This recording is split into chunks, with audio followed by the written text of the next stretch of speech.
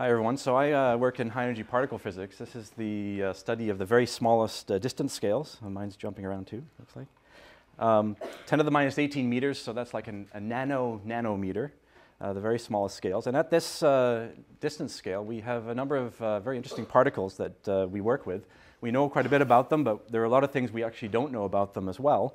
And so we're looking for various solutions, expected and unexpected solutions. So the expected big example is the Higgs boson. You see it here indicated mysteriously in the middle. We're trying to discover this particle. But I'm also looking for the unexpected. And the place that is the place to do this these days is the Large Hadron Collider at CERN near Geneva, Switzerland.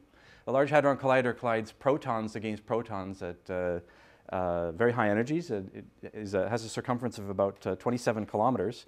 And we collide these protons inside, for example, this detector, the Atlas detector, which is a 7,000-ton apparatus underground where we observe these collisions. So here's a picture of the tunnel inside the Large Hadron Collider.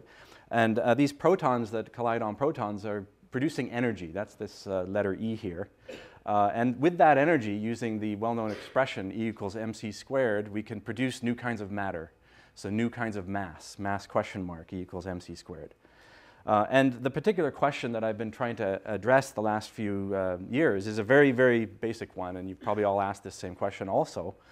People are talking about quarks. Is there anything smaller than a quark? Is there substructure in quarks? This is a very basic question. And the method that we're using to address this is to think of atoms. So if we can excite an atom, it's because an atom has structure inside it.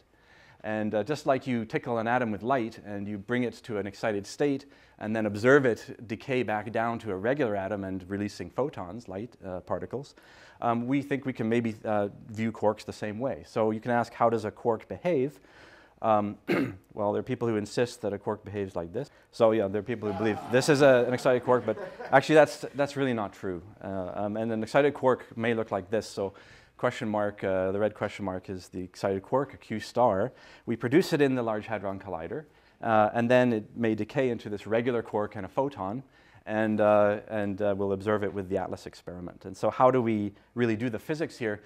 We're really copying a great physicist, Ernest Rutherford, who discovered the nucleus of the atom by scattering particles off it and looking at the angles at which they scattered. He scattered helium nuclei, alpha particles. And looking at the distribution of those angles is exactly what we're doing with Robert, one of my graduate students, is really what Rutherford did. We make the particle. Rutherford used a gold atom, but we're going to make this excited quark if we can.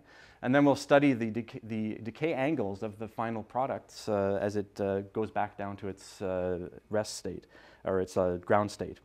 So this is really what Rutherford's doing, but at a million times the energy, and it's a lot of fun. That's what I do. Thanks.